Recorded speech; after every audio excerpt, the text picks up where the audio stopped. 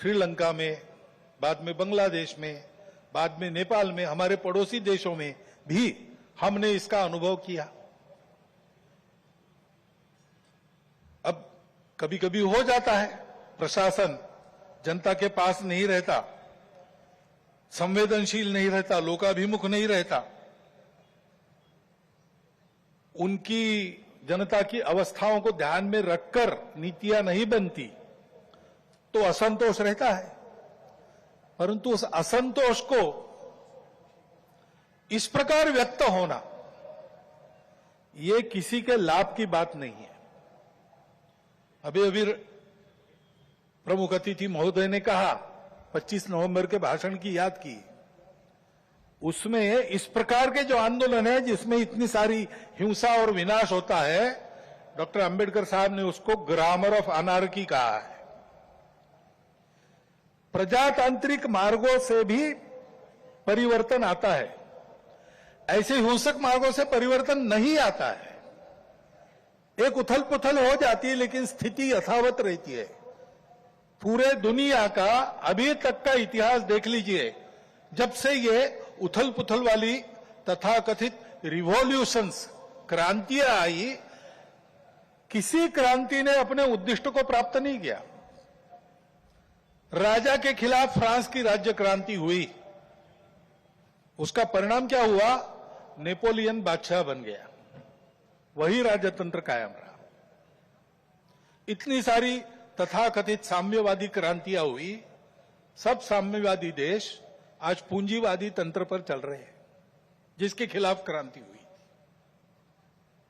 ऐसे हिंसक परिवर्तनों से उद्देश्य नहीं प्राप्त होता है, उल्टा इस अराजकता की स्थिति में देश के बाहर की स्वार्थी ताकतों को अपने खेल खेलने का मौका मिलता है। और इसलिए हमारे पड़ोसी देशों में जो उथल पुथल हो रही, ये हमारे ही देश है, वे हमसे दूर नहीं है। कुछ वर्ष पूर्व भारत ही थे, हमारे अपने हैं। उनमें इस प्रकार की अस्थिरता उत्पन्न होना, ये हमारे लिए, हम केवल उनके पड़ोसी हैं इसलिए नहीं, वो सब हमारे अपने देश है, इसलिए चिंता का विषय है। हितरक्षण से भी ज्यादा ये जो हमारा आत्मीयता का संबंध है, अपनेपन का संबंध है, उसके चलते ये चिंता होती है। सौभाग्य से भारत की परंपरा है, वो सब प्रकार की विविधताओं का स्वागत और सम्मान और स्वीकार करती है। ये हमारी परंपरा है। और इसलिए यद्यपि बाहर से विचारधारा आई होगी, हम उनको पराया नहीं मानते, अलगाव से नहीं देखते। हम सबकी विशिष्टताओं को, दुनिया में सभी विशिष्टताओं को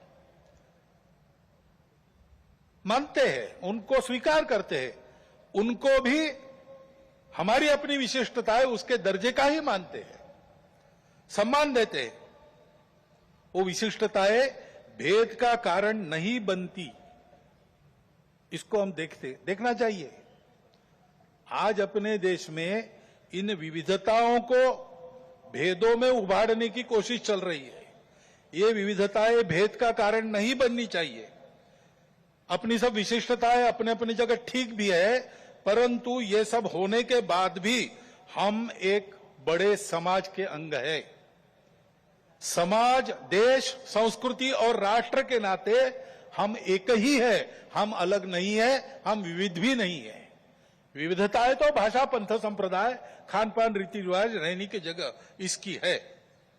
और इस एकता के चलते हमारा सबका आपस का व्यवहार सद्भावनापूर्ण और संयमपूर्ण रहना चाहिए।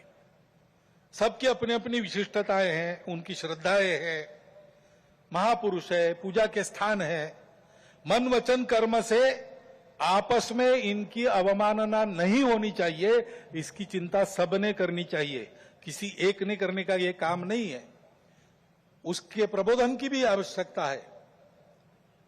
विविधता है और सब लोग साथ में रहते हैं, तो जैसे अनेक बर्तन साथ में रखे तो कहीं ना कहीं आवाज हो ही जाती है। इतने बड़े समाज में इतने सारे लोगों के साथ रहने से कभी कभी कुछ आवाज हो भी सकती है, लेकिन होने पर भी नियम पालन करना, व्यवस्था पालन करना, सद्भावपूर्ण व्यवहार करना, ऐसा स्वभाव बनना चाहिए। छोटी बड़ी बातों पर या केवल मन के संदेह पर कानून हाथ में लेकर रास्तों पर निकल आना, गुंडागर्दी, हिंसा करना, यह प्रवृत्ति ठीक नहीं।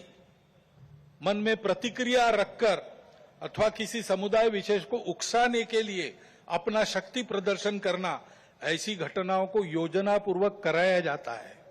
उसके चंगुल में फंसना नहीं चाहिए। उसके परिणाम तात्कालिक और दीर्घकालिक दोनों दृष्टि से ठीक नहीं रहते। इन प्रवृत्तियों की रोकथाम आवश्यक है। शासन प्रशासन अपना काम बिना पक्षपात किए तथा बिना किसी दबाव में आए नियम के अनुसार करें, परंतु समाज की सज्जन शक्ति और युवा पीढ़ी को भी सजग और संगठित होना पड़ेगा। आवश्यकता अनुसार हस्तक्षेप भी करना पड़ेगा, क्योंकि ये अराजकता का व्याकरण है, इसको रोकना ही पड़ेगा।